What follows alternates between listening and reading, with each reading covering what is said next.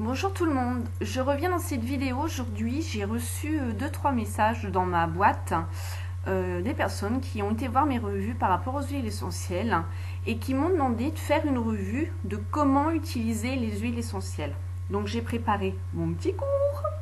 Donc voilà, on va commencer. Donc il y a 3 voies d'administration possibles.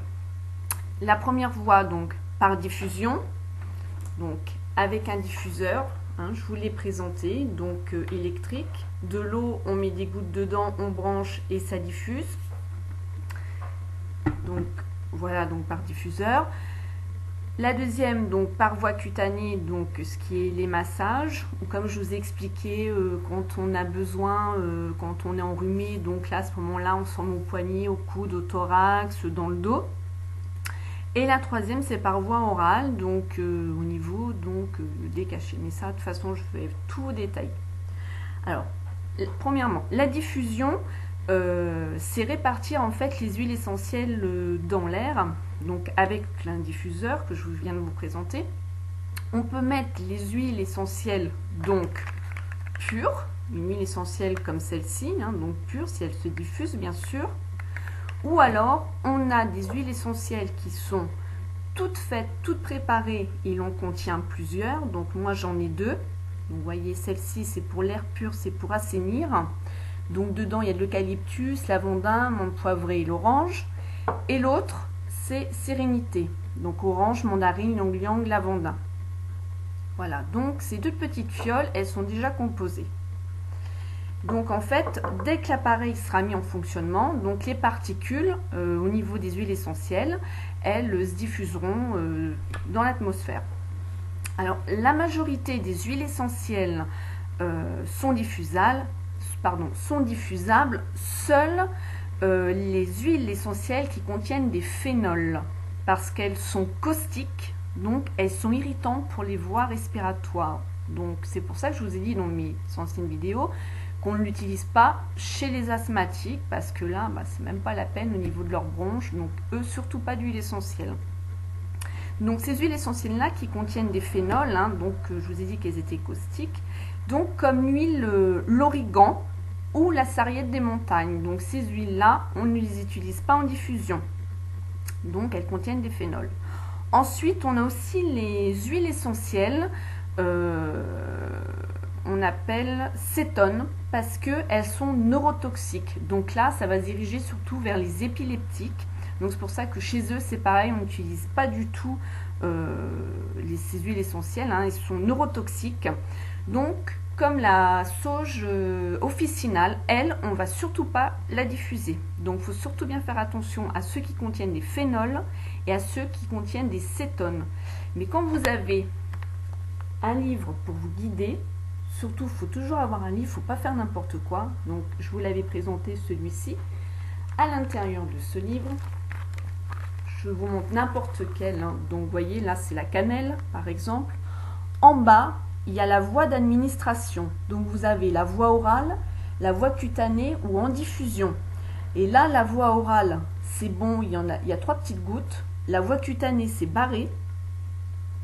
Et là, en diffusion, c'est barré. Donc, vous voyez, la cannelle ne se diffuse pas. Donc, c'est pour ça qu'il faut toujours que vous ayez un support. Donc, celui-ci, vous le trouvez en pharmacie. Il est à 4,90 € et des fois, il y en a où vous pouvez les avoir gratuitement. Donc, voilà. Ensuite, le deuxième mode, c'est, je vous ai dit, la voie cutanée, donc par massage. Donc, de préférence, il faut diluer avec un support. Donc je vous avais présenté l'huile de macadamia qui se présente comme ceci, et la dilution en fait elle va être par rapport à ce qu'on va rechercher. Donc pareil, vous avez toujours un support avant de faire n'importe quoi, tout est écrit dessus. Donc une huile végétale, donc ça peut être l'huile de macadamia, ça peut être une huile de noisette, ça peut être une huile d'amande douce. Il peut y avoir des beurres exprès, des beurres corporels ou des gels comme je pense au gel à l'aloe vera. De toute façon, les pharmaciens sont là pour vous guider. Dans les magasins bio, là aussi, si vous sentez qu'ils sont un peu réticents, qui cherchent un peu, qui ne voient pas, vous faites la malle et vous allez dans une autre. Mais en général, il y en a qui sont formés pour. Parce que l'aromathérapie, C'est dangereux si on l'utilise mal, sinon il n'y a pas de souci avec ça, hein. Donc voilà pour la voie cutanée. Donc les massages, ça va être, comme je vous ai dit, quand on est malade, là avec le il a un nom compliqué lui, le Ravensara ou l'eucalyptus radié ou le niaouli, ceux que je vous ai présentés. On va masser donc au niveau du thorax, du dos, du cou, de la plante des pieds. Ça peut être aussi un massage après un effort sportif. Ça peut être un massage de relaxation, de détente. Donc là, on va utiliser plus l'orange, la lavande. Donc voilà. Et il y a aussi des toutes petites fioles qui sont prêtes aussi pour les massages. Donc voilà. Ensuite, la troisième voie qui est la prise orale. Il faut être très prudent car toutes les huiles essentielles ne sont pas avalées. Hein, c'est comme ceux pour diffuser, je vous ai dit, c'est pareil. Donc voilà. Elles sont toujours à prendre sur un support. Donc une huile végétale comestible, hein, donc l'huile d'olive ou autre. Le miel, alors moi je prends le miel trouvé partout. Pourquoi? Parce qu'il est liquide. Donc il est facile pour mélanger les huiles essentielles. Ensuite, un morceau de sucre. Elle est chiante, elle arrive toujours quand je fais des vidéos, comment, Avast machin là. Enfin bon, bref, pas grave. Donc je vous répète, donc une huile végétale comestible, le miel, un morceau de sucre, du pain de mie, enfin la mie de pain, hein, de la mie de pain. Et il existe des comprimés, comme je vous ai parlé, sans lactose. Donc la posologie moyenne en général, de toute façon vous allez la retrouver dans les livres, mais en général, c'est 2 gouttes 3 fois par jour chez un adulte. Et chez un enfant, c'est 1 goutte 3 fois par jour. Chez un enfant entre 6 ans et 12 ans. Attention. Oh là. Il y a aussi la possibilité, par voie orale, de prendre des capsules qui sont déjà présentées. Comme ceci. Présentées. Préparées. Voilà. Industriellement. Donc elles sont prédosées, donc là vous n'avez pas besoin de faire vous-même votre petite mixture. Ça je vous avais présenté ces petites capsules là. Donc voilà, elles se présentent comme ceci.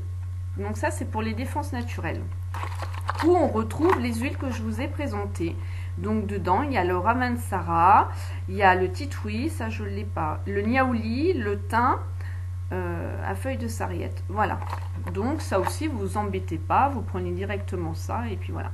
Alors par contre, il y a des personnes, comme j'avais dit déjà dans une autre vidéo, qui ne supporteraient pas les problèmes d'estomac, donc les remontées.